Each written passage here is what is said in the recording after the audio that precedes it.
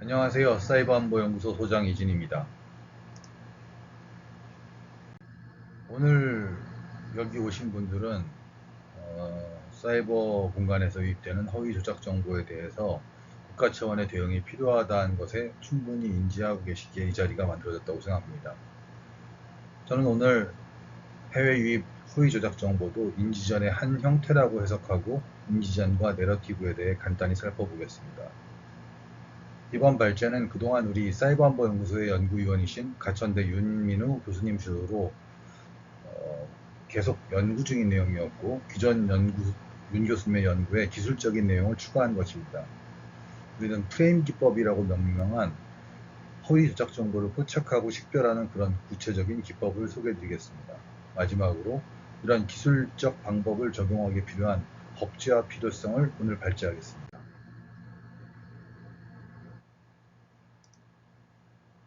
인지전은 기존의 정보전이 정보의 흐름을 장악한 것에 비해서 사람의 행동 양식에 영향을 주는 데 목적을 두고 있습니다.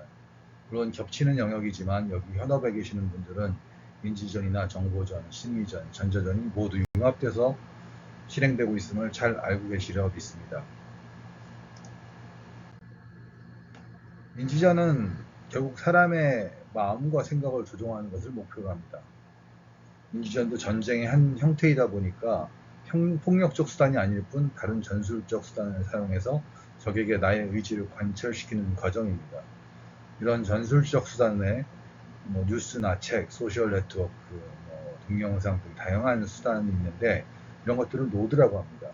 그 노드에서 영향력이 큰 인플루언서가 내러티브를 퍼뜨리는 허브가 되고, 인플루언서에 연결된 수많은 팔로워들이 링크가 돼서 내러티브를 받아들이고 다시 전파합니다. 이때의 내러티브가 바로 인지전의 전투에서 실제 사용되는 무기라고 보시면 됩니다. 이런 인지전은 온 오프라인이나 국내외 경계가 없는 것이 중요한 특징입니다. 실제 허위 조작 정보가 국내에 유입되는 방식 역시 국내로 일부러 주입해서 퍼뜨리는 방식도 있지만, 이미 인지전을 통해서 사전에 적에게 획득당한 우리 국민이 해외에서 직접 입수하는 경우도 많습니다.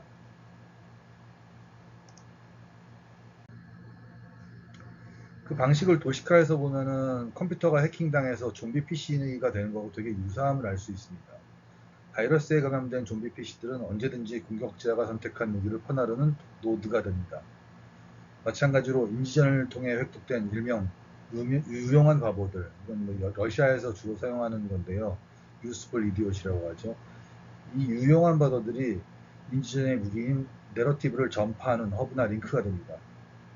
해킹도 일반 대중이나 중요시설, 군 등 기밀시설에 따라서 방식이 달리하듯이 인지전도 우리에게 적대적인 층, 동요층, 지지층이라는 세 가지 전장으로 구분돼서 각기 다른 획득 전술을 사용합니다.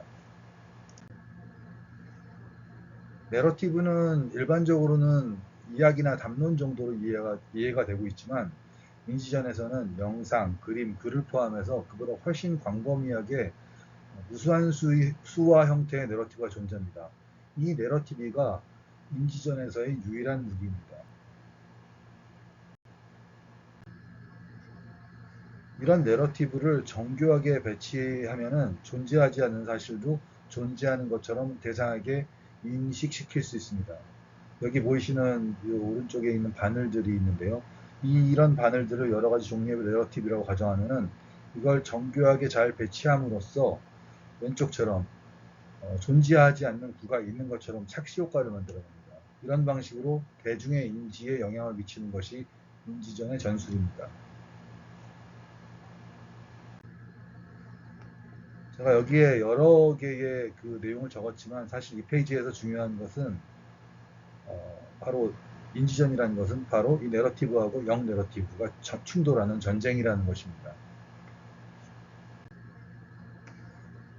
지금까지 말씀드린 걸 요약하면은, 인지전의 결과적으로 목표는 유용한 바보들을 최대한 확보하는 겁니다. 좀비 PC를 많이 만드는 거죠.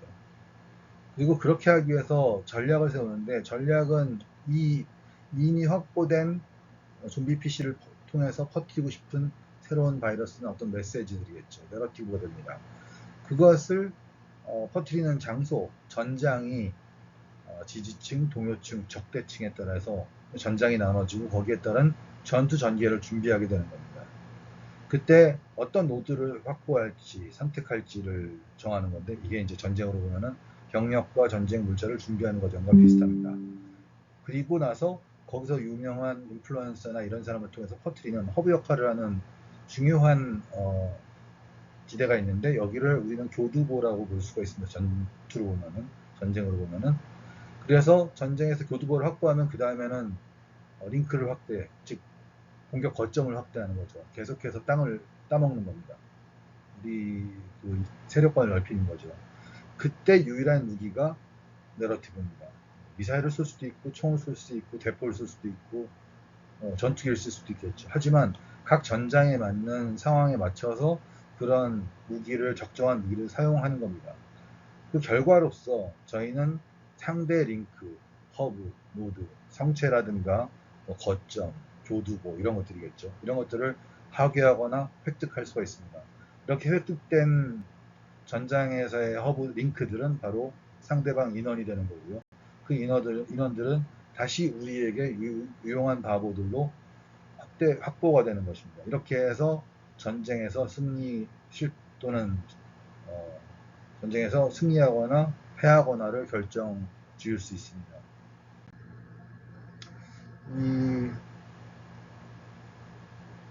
여기 9페이지에서부터 17페이지까지는 인지전에 대한 개념을 정리했으니까 그냥 한번 읽어보시라고 제가 가져왔습니다. 이거는 다 제가 설명을 드릴 필요도 없을 것 같고 읽어보시라고 가져왔고요. 그 중에서 또 18페이지에서 21페이지까지는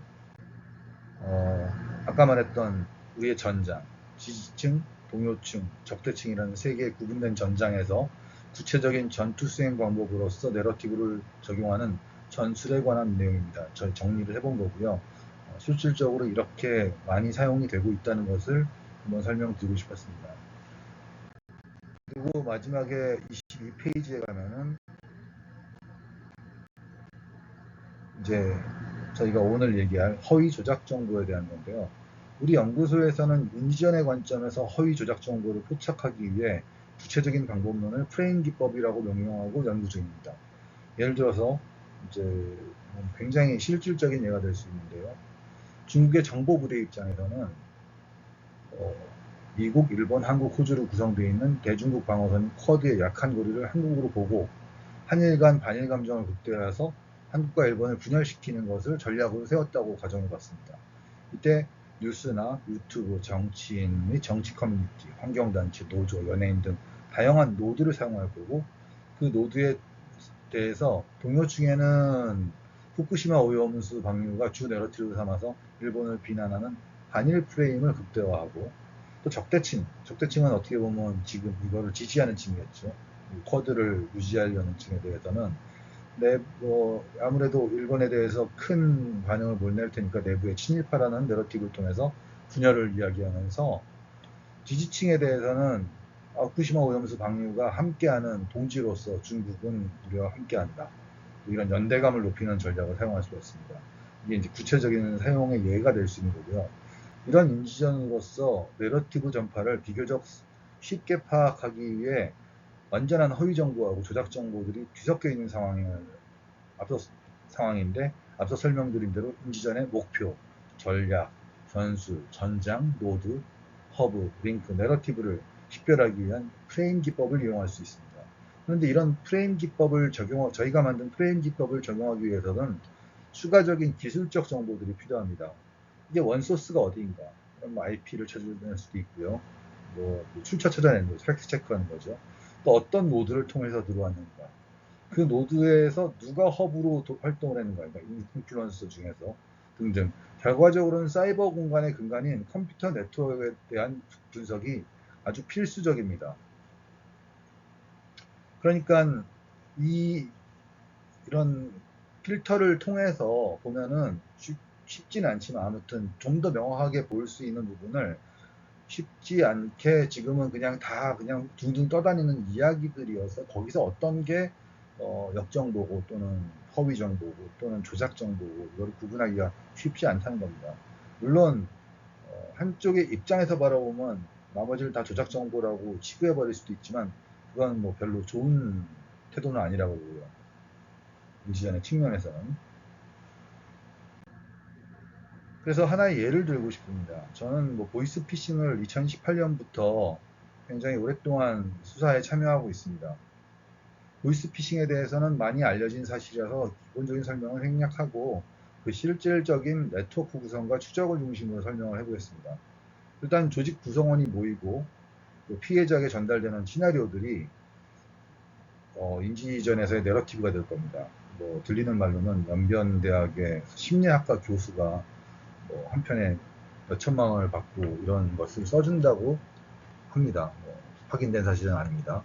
하지만 그 내러티브를 피해자에게 전달하기 위해서는 전기통신망과 전산 장비가 이용됩니다. 예를 들어서 뉴스에 자주 등장하는 심박스라는 장비가 있는데 그 장비는 위치가 어디인지 모를 그 보이스피싱 범죄자들이 국내에 010 번호로 발신번호 변작을 해서 하기 위해서 필수적인 장비입니다.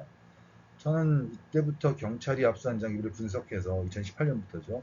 국내 최초로 추적 장비하고 그 장비를 추적하는 기법을 개발했고 지금도 대부분의 일선 수사관들은 제가 만든 탐지 장비를 이용해서 심박수를 추적하고 있습니다.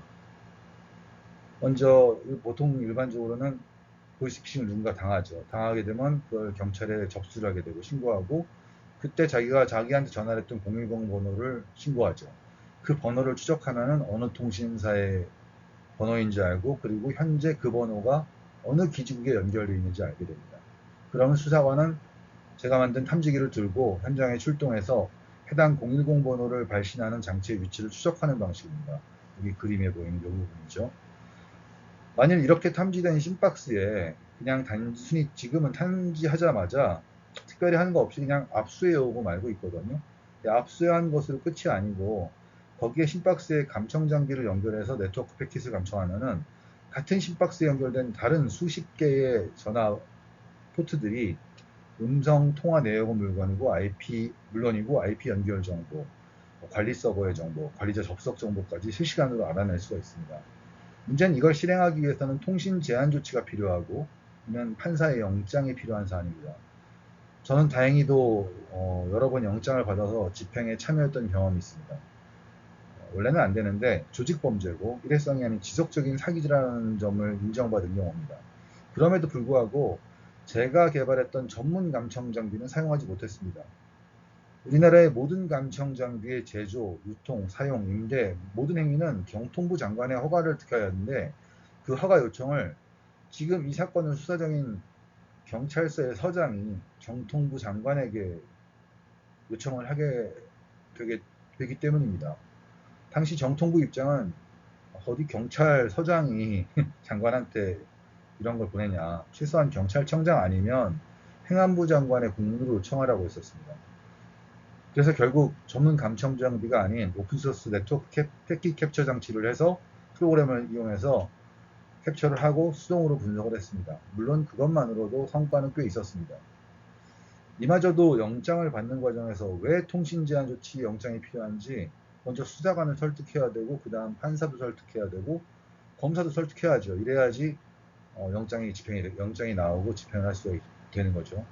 그런데 저희가 영장 집행을 좀 이제 할 수 있게 됐나 싶었더니 기간이 되니까 담당 수사관이나 검사, 판사님들이 다 이제 보직 이동하느라고 다른 데로 가시더라고요.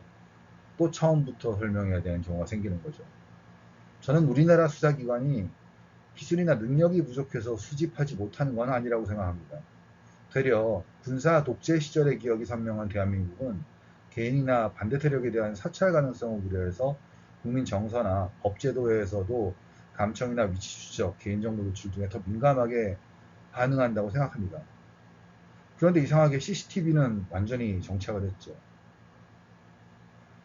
만약에 어쨌든 충분한 수단을 사용할 수 있다면 심박스라든가 통신사, 금융사, 호스팅사 등 저기 나와 있는 저런 대상자를 대상으로 훨씬 정밀한 수사를 적시할 수 있었을 겁니다.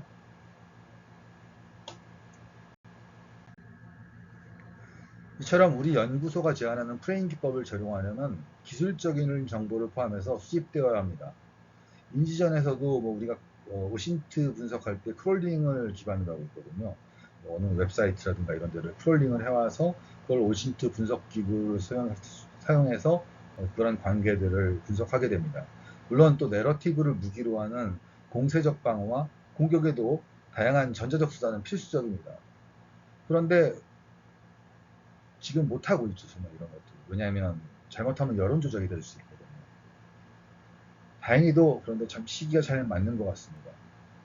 우리나라는 꾸준히 사이버 안보 관련 법안을 의원 입법을 하던 정부 입법을 하던 국회에서 법안을 발의하고 있습니다. 그런 중에 외교부에서 부다페스트 조약 가입 의향서를 제출한 상태입니다. 우리나라도 이 의정서 비준을 위해서는 많은 국내법이 수정돼야 하고 우리도 그 과정을 거쳐야 합니다.